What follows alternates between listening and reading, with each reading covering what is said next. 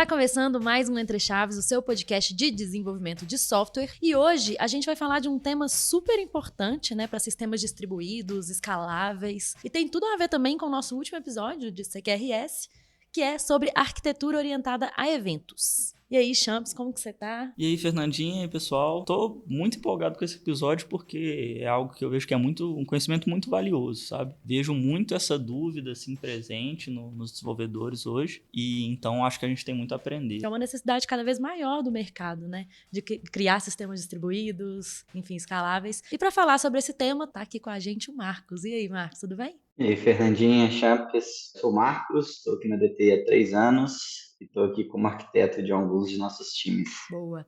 E também com a gente está o Paulo. E aí, Paulo, se apresenta pra gente. Boa tarde, pessoal. Fernandinha, Champs. Estou na DTI faz 3 anos. Hoje eu estou no papel de desenvolvedor. Estou aqui para bater um papo com vocês sobre esse assunto interessante e que é importante para nós também ter conhecimento. Boa.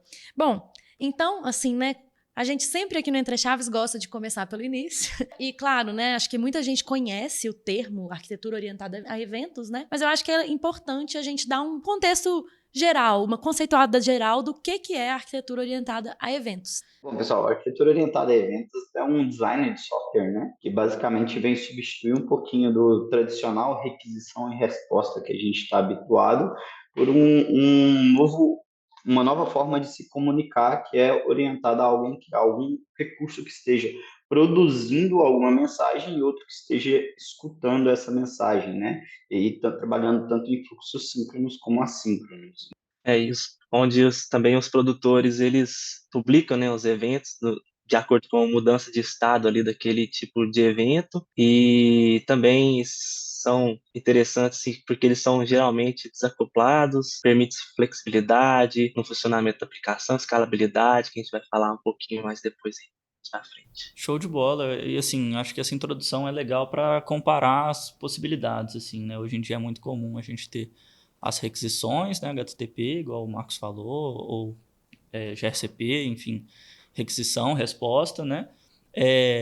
Mas os eventos vêm como uma alternativa para isso, né? E aí, assim, não sei se eu estou colocando o carro na frente do boi, mas eu já vou começar com a pergunta que eu acho que é a mais importante do episódio. Por que eu gostaria de utilizar uma arquitetura orientada a eventos? Eu já não consigo ter a minha requisição, minha resposta, tudo que eu preciso ali com essa requisição e resposta? Bom, toda arquitetura, né, tem sempre os seus prós e os seus contras, né? Isso faz parte aí do desenvolvimento de software. Os pontos fortes aqui da arquitetura orientada a evento é que ela permite que a gente trabalhe, primeiramente, fluxos assíncronos, né? Ou seja, aqueles fluxos que não têm uma dependência do usuário final ou do recurso final ficar aguardando uma determinada resposta para seguir o seu processamento. Isso traz a capacidade de desacoplamento desses recursos, ou seja, para que eles trabalhem de maneira individual dentro do ecossistema e dessa forma a gente consiga trabalhar a escalabilidade, resiliência e diversos outros fatores dentro do desenvolvimento de software aí que a gente vê como gargalos dentro de grandes softwares monolíticos, né, que acabam estando tudo acoplado a um único núcleo de processamento.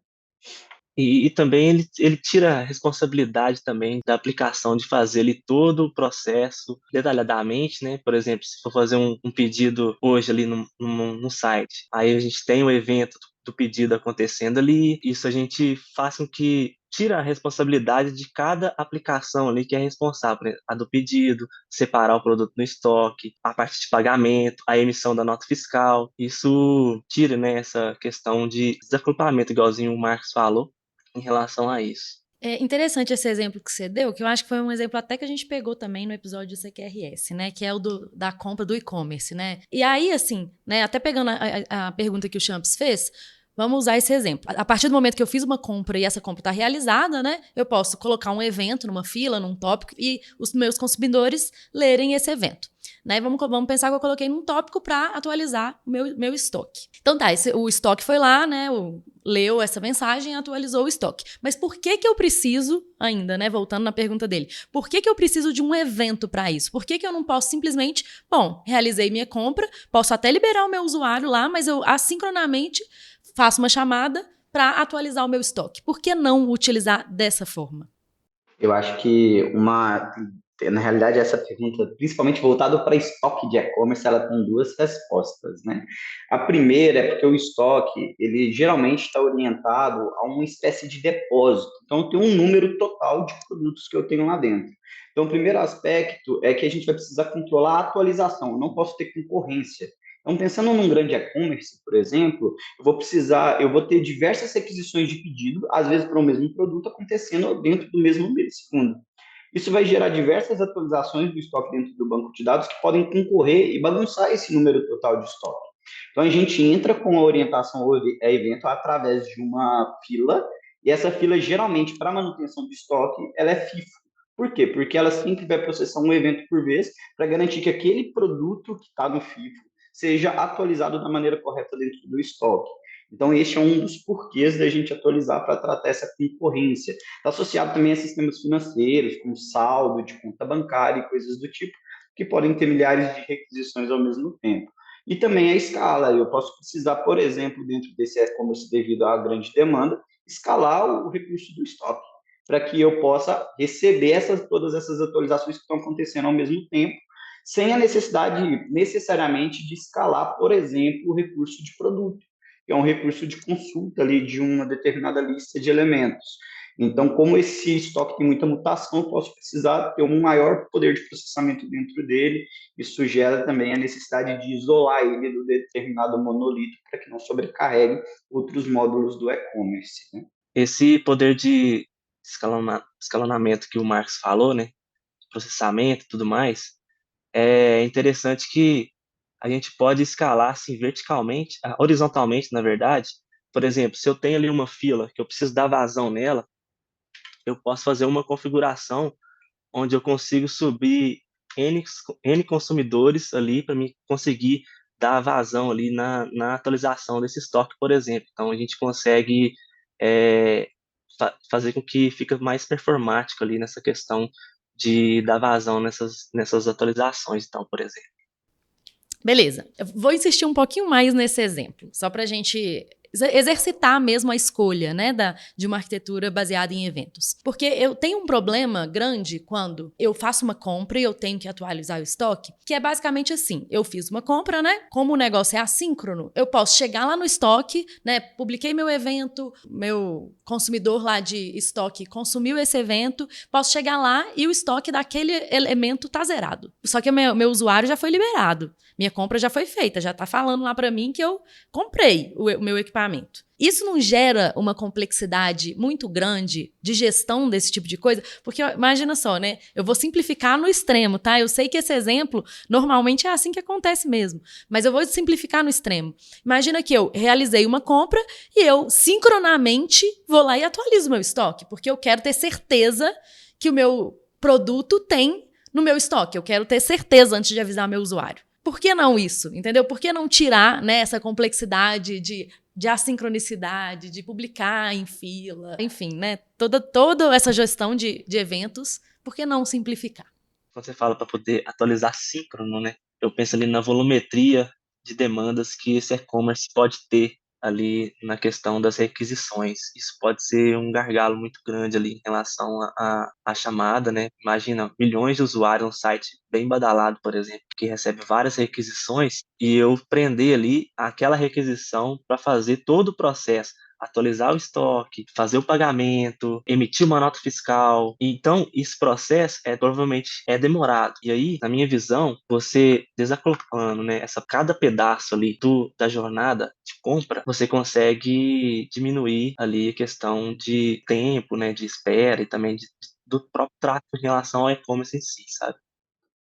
Eu acho que além da escala, isso está muito atrelado ao domínio de negócio, né? Eu acho que não tem como falar dessa regra de atualização de estoque sem falar de domínio de negócio, porque tem cenários e cenários dentro de e-commerces.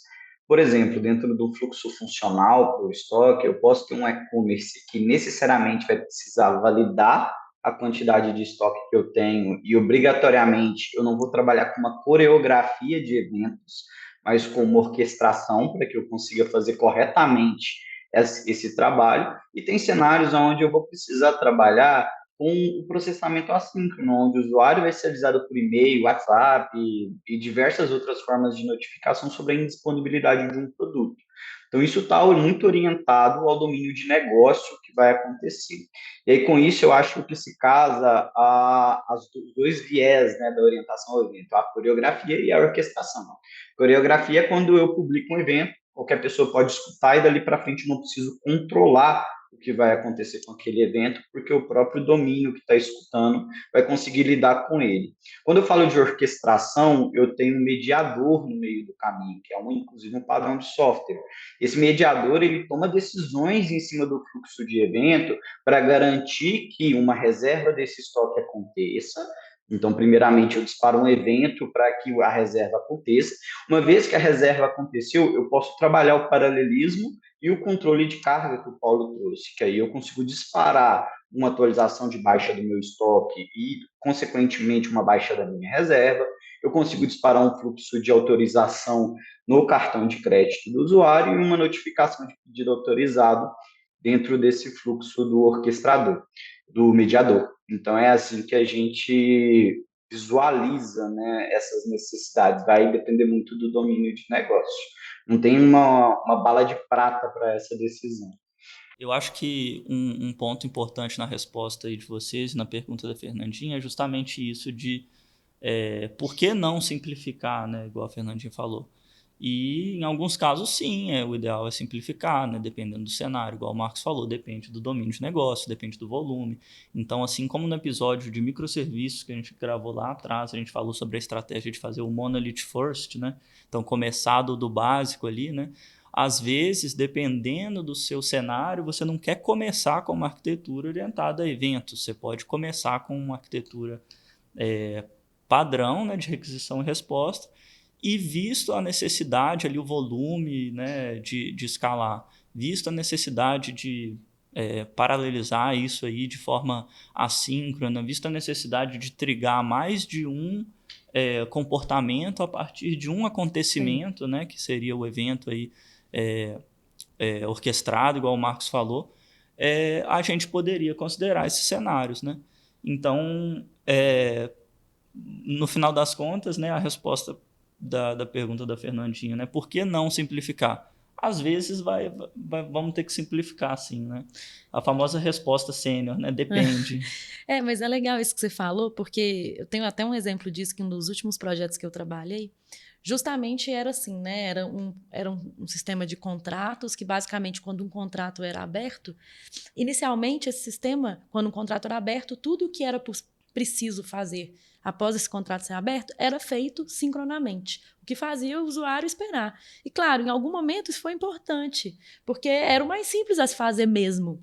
Até que em algum momento virou tanta coisa para ser feita depois que um contrato era aberto, que foi optado, né, arquiteturalmente, por usar uma arquitetura baseada em eventos, justamente porque começou a ser muita coisa mesmo. E aí, assim, enfim, né, é uma arquitetura bem mais escalável, que aí, ok, depois que um contrato é aberto, sei lá, vai mandar um e-mail para fulano, vai fazer, né, o que tem que fazer. Mas, de fato, o sistema começou bem mais simples. E depois, por necessidade, houve uma evolução para uma arquitetura baseada em eventos. Eu gosto de dizer que uma arquitetura monolítica é uma brincadeira mais de criança e orientada a eventos é uma brincadeira de gente grande, porque ao mesmo tempo que ela traz diversos benefícios, ela traz a necessidade de ter diversos controles por trás. Não é simplesmente espetar um recurso novo e começar a trabalhar com ele. Então, eu vou ter que tomar cuidado com integridade de dados, eu vou ter que tomar cuidado com a orquestração desses eventos, eu vou ter que tomar cuidado com o monitoramento, porque agora diversas coisas acontecem ao mesmo tempo e eu não tenho garantia de que as coisas estão acontecendo. Então, eu preciso monitorar isso da maneira adequada e também eu tenho que garantir que as coisas não estão sendo processadas duas vezes, que aí está muito associado a um tópico que a gente estava conversando antes de começar, que é a idempotência, que eu preciso garantir que a mensagem, uma vez processada, ela precisa não ser ignorada caso o evento seja disparado de novo dentro da fila por algum motivo, né? Então, eu tenho esses diversos aspectos que eu preciso controlar dentro desse. Não, boa, eu acho que assim, agora com esse comentário do Marco sobre idempotência, né, a gente passou por alguns dos aspectos mais relevantes assim arquitetura orientada a eventos, né? Então, a gente falou aí sobre a possibilidade, né? A gente não explicou ao certo, né? Mas a gente comentou sobre filas, que são um processamento FIFO, né? Então, o primeiro que entra, o primeiro que sai, né? A gente comentou sobre tópicos em que mais de um consumidor pode ter acesso àquela informação, né? E isso como vantagens, né? E falando agora da idempotência, né, e de estratégias de retentativa também, acho que a gente já considera aí mais uma vantagem aí também da orientação a eventos, né? É claro que assim, é possível fazer fluxos de retentativa, de circuit breaker, com requisições e respostas normalmente, né? Mas geralmente os frameworks, as tecnologias de filas, de eventos, de mensagerias, tem maneiras mais abstraídas da gente conseguir também lidar com esse fluxo de retentativa, né? Que por muitas vezes, em alguns cenários, é muito necessário. Você sabe que sua requisição ali pode falhar eventualmente e você quer ter uma tratativa para aquela falha de alguma forma específica, ou você quer retentar de novo depois de algum tempo. E aí você consegue ter um controle melhor também de tudo que está acontecendo, igual o Marcos falou, né? Todo o fluxo ali acontecendo, então se der um erro aqui, eu posso lidar ali da maneira que eu quero direcionar aquela tratativa, né? Ou eu posso ter alguma estratégia de retentativa que me garanta que em algum momento aquilo ali vai ser processado. Também é uma vantagem, né, da arquitetura orientada a eventos, né, no final das contas. Eu acho que isso é bem legal o que você falou, porque a maioria dos recursos de nuvem hoje tem essas tratativas por padrão, né? Então, quando a gente fala de retentativa, a gente tem a configuração de filas mortas. Então, é um novo esquema de evento, uma nova fila, que vai receber as mensagens não processadas e, a partir dali, você toma uma decisão do que fazer com elas. Então, eu posso disparar um alerta, eu posso disparar uma nova tentativa da fila anterior, eu posso disparar isso para algum outro fluxo diferente que precisa acontecer. Então, isso é muito legal. Isso me relembra até um projetinho que eu trabalhei para uma fintech que é interessante, porque lá dentro a gente também precisou tratar a independência que você comentou, que era basicamente a mensagem não podia ser processada múltiplas vezes. E dentro da AWS com SQS, ele tem o conceito de deduplication ID, que é muito interessante, que basicamente evita que a mensagem seja duplicada caso ela seja postada duas vezes, dentro do, salvo engano, um limite de 5 minutos. Então, isso garante que a gente não receba múltiplas mensagens que não deveriam ser processadas através de um simples variável de identificação daquele registro, né? Então, todos esses são recursos que esses itens de nuvem mesmo já conseguem fornecer para a gente para ajudar nessas configurações. E até voltando, né, um pouquinho no que você falou aí da parte de consistência, mesmo pegando toda essa complexidade da retentativa, né, acho que isso é muito interessante porque, de fato, né, a gente vai vendo que quanto mais a gente vai trabalhando com, como você falou, né, com a coisa de gente grande, mais complexidade a gente, de fato, vai adicionando, né, no nosso ecossistema. Porque quando eu estou fazendo um negócio síncrono e transacional, por exemplo, né, como eu falei nesse exemplo lá do abrir o contrato, se alguma coisa deu errado depois que eu abri o contrato, eu simplesmente dou rollback na minha transação e dou um erro para o usuário. Seu contrato não pode ser aberto. E boa vida que segue. Só que quando eu trabalho com evento, não é exatamente assim. O contrato já foi aberto. Então, se deu algum erro depois, bom, o que fazer? Talvez eu vou ter que ficar retentando ou vou ter que fazer alguma outra estratégia, né? E isso vai gerando complexidade. E aí tem até essas coisas assim que eu tenho que começar a entender. Isso aqui, se isso aqui der erro, eu vou travar de abrir o contrato? Se vai travar, deveria estar no meu ecossistema de eventos ou deveria estar assíncrono? Então, assim, esse tipo de... Aí vai começando a ter, né, a complexidade da decisão, de onde que está, se influencia ou não, como que eu vou fazer para manter essa consistência eventual das coisas, né? Então, acho que tudo... Isso é só exemplos, né, de complexidade adicionada mesmo, né? Com certeza. Isso me lembra do projetinho também de e-commerce, o Paulo trouxe aí no início, que basicamente a gente começou a trabalhar com arquitetura orientada a eventos, só que tinha o aspecto do cartão de crédito, né, que ser negado dentro do fluxo de evento. O que eu faço com esse processo? O cara lá não tem crédito, o cartão está bloqueado, ou teve algum problema lá na hora de autenticar com o provedor. E aí a gente aplicou um conceito difundido já no mercado, que é o SAGA, a gente tinha eventos de compensação dentro do nosso fluxo. O que são eventos de compensação? É basicamente um rollback do fluxo original, né?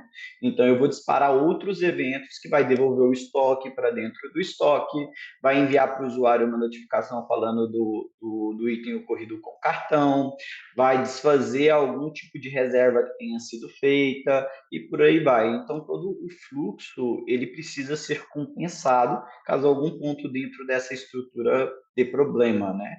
E aí o padrão mediator ele vem muito forte para ajudar a gente nessa orquestração do que precisa acontecer dentro do Saga.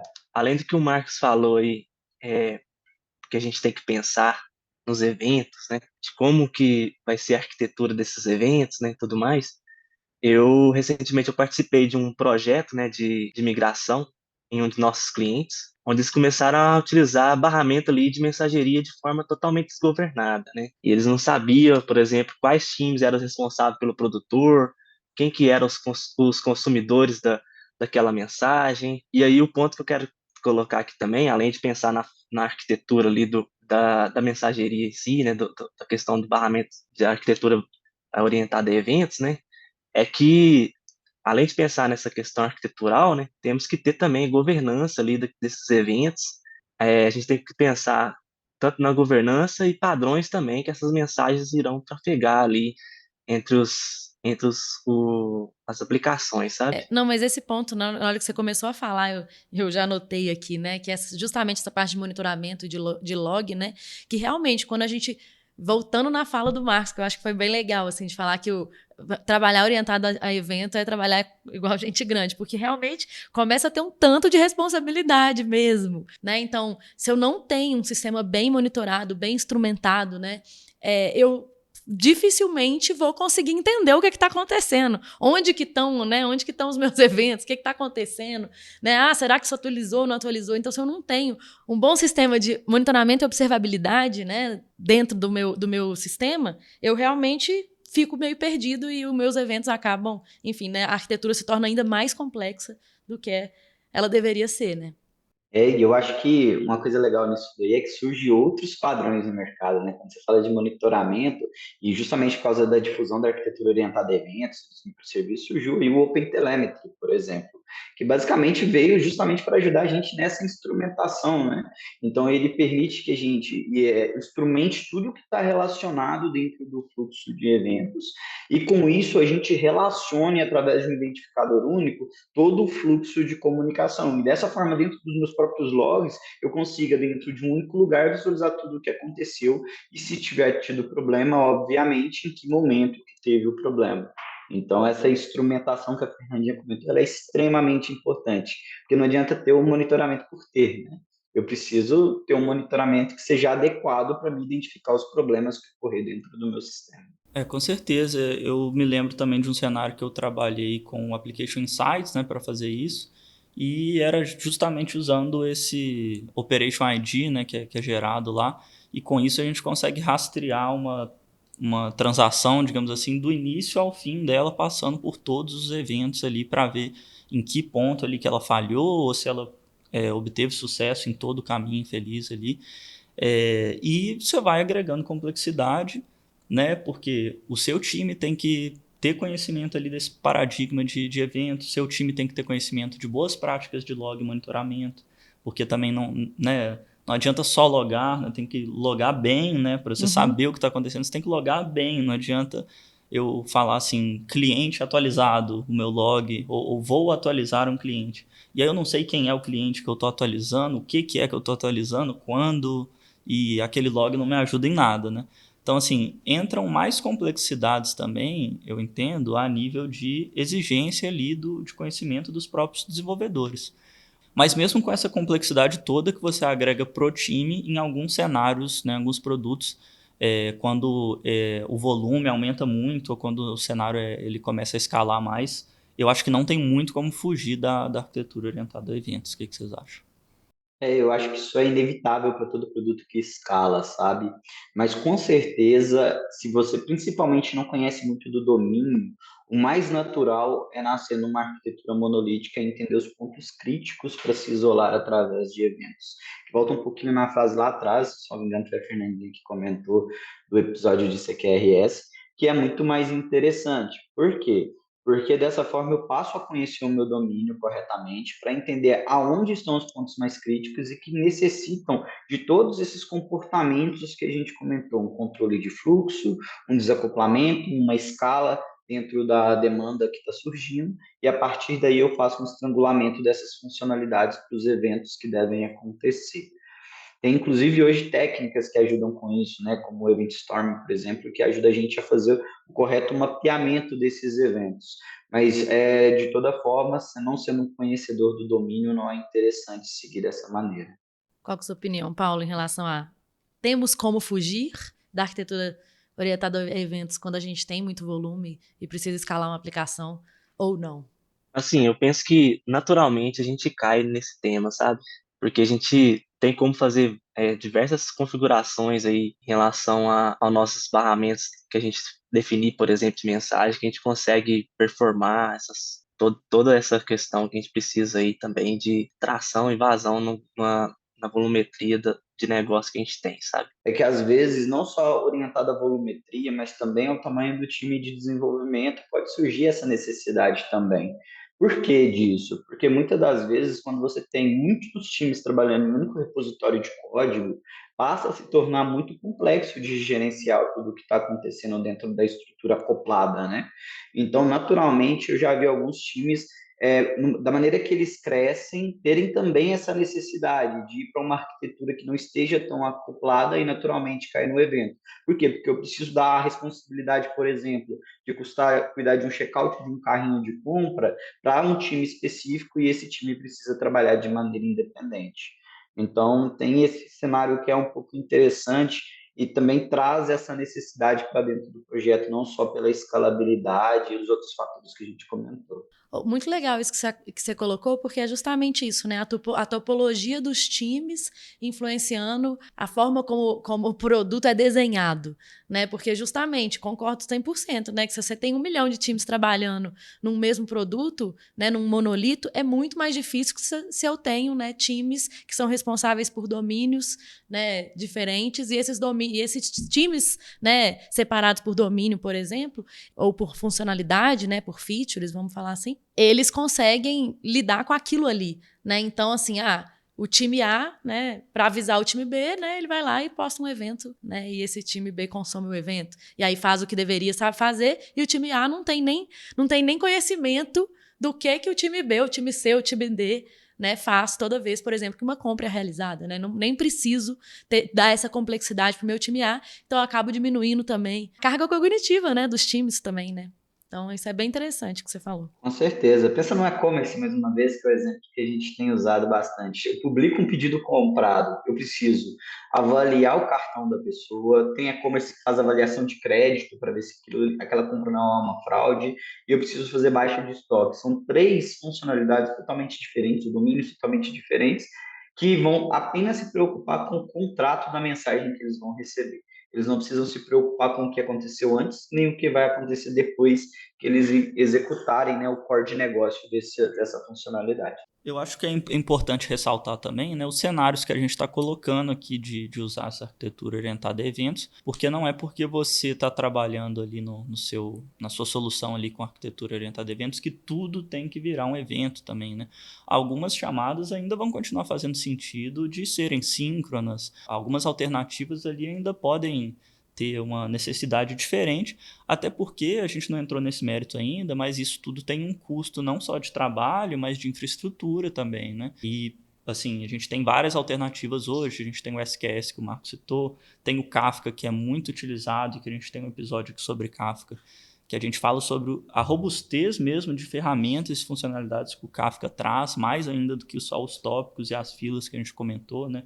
Tem o Kafka Streams, tem várias alternativas aí mais inteligentes ainda para lidar com volumes grandes de dados, né? Tem o RabbitMQ também. RabbitMQ, Bem famoso, né? O Azure Event Hub também. Uhum. Pois é, É muito, muito, possibilidade né? não falta, mas qualquer uma dessas assim traz um custo de infraestrutura, de usar essa tecnologia também, que vai ter que ser assumido ali, né? Então, a gente acabou que não falou ainda sobre esses custos, né? Mas é importante também levar isso em consideração. E eu digo isso justamente para considerar assim, todo cenário eu preciso usar uma arquitetura orientada a eventos? Não, às vezes no meu ecossistema eu vou ter uma chamada ali que tudo bem eu fazer ela síncrona, é mais simples, eu não tenho essa necessidade, não tenho esse volume. Vamos supor no exemplo do e-commerce mesmo, que a gente já está aqui quase saindo com a solução do site pronta, né? Você tem pessoal lá de back-office que vai fazer a administração lá dos usuários, dos produtos ali na parte administrativa. Você não vai ter um grande volume de requisições ali naquelas operações, né? Então, será que tem a necessidade de trabalhar com eventos ali na parte do back-office para isso? Talvez não é o caso, entendeu? E isso pode acontecer ao mesmo tempo que em outros cenários você está trabalhando com os eventos, né? Acho que tem muito a ver o que a gente falou mesmo no episódio de CQRS CRUD, né? Eu acho que as decisões são semelhantes, né? Assim, eu estou fazendo um CRUDzinho básico, né, de todo dia, talvez eu não precise mesmo. Mas se é um fluxo mais complexo, que eu realmente preciso, né, entender bem o que eu vou atualizar, o que eu preciso de consultar, enfim, e quais são as prioridades disso tudo, aí talvez faça sentido, sim, utilizar uma arquitetura orientada a evento, né? Mas, enfim, custo. E aí? Porque realmente fazer essa chamada síncrona, fazer tudo síncrono parece muito mais barato do que instanciar, né, uma infraestrutura inteira aí para lidar com isso, né, instrumentar tudo, enfim. E aí, o que vocês pensam aí sobre custo? Nesse cliente que eu citei o exemplo, né, que a gente trabalhou, eles estavam levantando, né, os ambientes, eles decidiram usar o Kafka Confluent, né, para poder trabalhar com a arquitetura orientada a eventos. E assim, para subir um Kafka ali de teste de dev era bem caro, sabe? No sentido assim de para poder levantar o ambiente de dev ali, para a gente poder trabalhar ali no sentido no dia a dia, né, fazer alguns testes que a gente precisa e tudo mais. Eu acho que também a arquitetura orientada a eventos, o custo dela vai depender muito da necessidade do negócio também. Porque eu posso precisar, igual vocês comentaram, de uma ferramenta mega robusta como o Kafka para fazer a gestão de todo o meu processamento. Isso vai demandar uma infraestrutura muito mais robusta, como eu posso simplesmente precisar de uma mensagem mega simples para enviar um e-mail através de uma Lambda ou de uma function. E isso vai reduzir o custo drasticamente ou quase anular ele dentro do seu processo, de acordo com a volumetria de envio. Então, isso vai depender muito da necessidade, vai precisar de uma análise um pouco mais profunda dos recursos que vão ser necessários para operar esses eventos. E eu fiquei pensando, né, na hora que você falou disso, né, que realmente depende muito do cenário, porque também, né, e até voltando na pergunta do Champs bom, sincronamente às vezes as coisas são mais baratas, né, claro que são, mas também eu acho que depende muito do quanto o meu sistema permite a falha também, né? Porque se tá tudo bem dar um erro e eu expor esse erro para o usuário e pedir para ele fazer de novo, talvez não precise mesmo, né, de eu usar toda uma arquitetura complexa. Mas se eu preciso de ser um sistema extremamente resiliente e que consegue escalar muito bem, aí vai para essa solução também, né? Mas eu concordo, o custo vai depender muito do que é também. Se eu vou usar um Kafka, se eu vou usar só uma outra solução muito mais simples, só para mandar um e-mail, né, igual você falou. Eu acho que falando de custo, a gente citou várias tecnologias diferentes, né? Dá para fazer um benchmarking dependendo do cenário que você for trabalhar para escolher a que vai se adequar ali melhor. Mas pensando até naquele cenário que a Fernandinha colocou lá no início sobre fazer tudo de maneira síncrona e tudo mais, eu penso o quanto que isso seria possível, até onde isso seria possível, sabe? Você está construindo ali uma aplicação que é toda síncrona e o seu volume de requisições lá do próprio e-commerce que a gente está falando começa a aumentar, começa a ter mais concorrência. Como é que você vai lidar com essa concorrência gigante de maneira síncrona, sem gerar um gargalo ali para o seu usuário que está consumindo ali na aplicação, né? E aí você começa a ter diversos problemas que, assim, para você solucionar isso sincronamente. Por isso que eu falei do negócio do sistema você possibilitar a falha ou não. Porque ir para uma arquitetura orientada a evento é justamente você lidar com a falha e solucionar a falha, né? Porque se para mim, claro que no e-commerce é o exemplo do extremo, que claro que eu não quero perder uma compra, eu não quero que meu usuário, enfim, mas um back-office, por exemplo, tá tudo bem se meu usuário foi lá e tentou mover, sei lá, colocar uma permissão para uma pessoa e a permissão nesse momento não funcionar, entendeu? Assim, por isso que eu tô falando que a resiliência que o sistema espera, né, que a expectativa de resiliência do sistema é um fator também importante para selecionar a solução. Inclusive, qual das ferramentas vou usar, né? Perfeito. Tem um outro exemplo também, que eu já trabalhei com um cenário de download e upload de documentos, né? Assim, a gente tinha a opção de fazer isso de forma síncrona, em que a pessoa ficaria bons 5 minutos, talvez, esperando ali o documento gigante ser baixado, ou fazer isso de maneira orientada a eventos e deixar lá uma aba com o documento dela em processamento enquanto ela fazia outras coisas e depois voltava lá e pegava o documento dela pronto, baixado. Então, assim, é outro cenário que é um requisito meu de negócio que eu não posso deixar esse usuário esperando tanto tempo para fazer o download de um documento, né? Tem cenários que realmente estraga a experiência mesmo do usuário se a gente não estiver trabalhando dessa forma. E tem muitos autores hoje que usam a regra do 80-20, tá? Para poder tratar essa questão de ir para uma arquitetura orientada a eventos ou não. 80% síncrona, 20% assíncrona. Por que disso? Por causa da complexidade. Vamos outro exemplo, por exemplo, de um sistema de Pix. Está na mão de todo mundo usa hoje no mercado financeiro. Quando alguém precisa gerar um QR Code para você pagar, dificilmente isso vai ser assíncrono. Ela precisa gerar o QR Code para que o Marcos Paulo, o Champs ou a Fernandinha faça a leitura dele e realize o pagamento. Mas ele não precisa ficar esperando que o pagamento aconteça. Então, que o banco receba, que o banco notifique, que gere o extrato, que faça todo o processamento de envio de e-mail, isso eles não precisam. Então, eu faço a geração do QR Code síncrono e faço o processamento do recebimento lá do Banco Central, independente do provedor que você vai usar, assíncrono através de eventos. Então, isso é uma forma de se tratar. Um outro caso, até associado a isso que o Champs falou, que é legal, de download de arquivo. Em sistema financeiro é muito comum você não baixar extrato e é de longos períodos, de maneira síncrona. Porque se você tem muitas movimentações, o extrato fica muito longo, gera muito dado e fica muito pesado para se baixar. Então, o que você faz? Você faz uma solicitação dentro do aplicativo do banco e esse item vai ser processado através de eventos em background e disponibilizado um link para você baixar via e-mail todos os arquivos referentes aos meses que você solicitou. Então, é por isso que muitos desses autores tratam essa regrinha do 80-20 para adequar o negócio e também filtrar um pouco a complexidade que está por trás. Então, para fechar nosso papo aqui, eu acho que assim, a gente estava falando sobre como que a gente vê a arquitetura orientada a eventos assim, para o futuro, né? E hoje em dia eu vejo que a gente não tem tantas alternativas assim que fazem tão bem, né, esse trabalho quanto trabalhar com esse paradigma orientado a eventos, né? Então, assim, é bem legal e por isso que eu falei no início que eu estava bem empolgado com esse episódio, porque eu acho que é um conhecimento muito relevante, já que é um conhecimento que ele tende a ter relevância a longo prazo, assim, né, ao longo do desenvolvimento.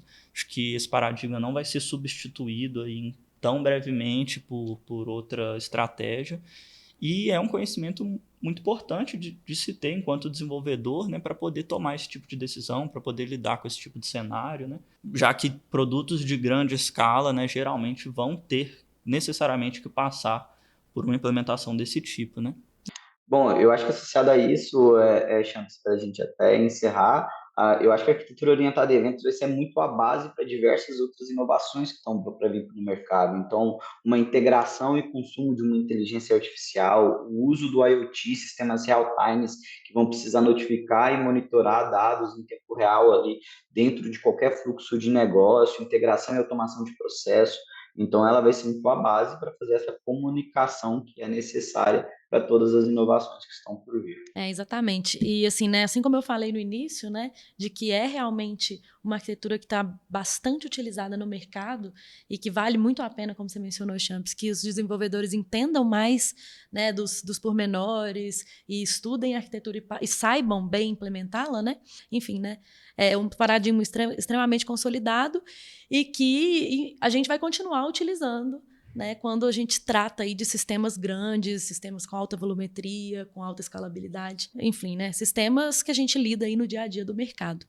Bom, galera, então foi isso, assim, a gente tratou sobre vários conceitos aqui na arquitetura baseada em eventos. A gente falou de idempotência, a gente falou de fila, de tópico, de desacoplamento, vantagem, por que usar, por que não usar, enfim, falamos muita coisa e espero que vocês tenham gostado, acho que foi um papo massa. Bom, pessoal, esse foi meu último episódio gravado aqui no Entre Chaves. Queria passar para agradecer cada um de vocês ouvintes por terem me acompanhado nesse projeto sensacional, o qual eu tenho um carinho enorme. Foi uma oportunidade, assim, inigualável, fantástica mesmo ter participado do Entre Chaves durante todo esse tempo. Vai estar para sempre guardado aqui no meu coração. Espero que vocês tenham gostado aí do tempo que estive com vocês aí nos episódios e desejo todo o sucesso do mundo aí pro Entre Chaves para os próximos. E me deixo à disposição aí para todo mundo que quiser entrar em contato no futuro. E é isso. Meu muitíssimo obrigado a todos.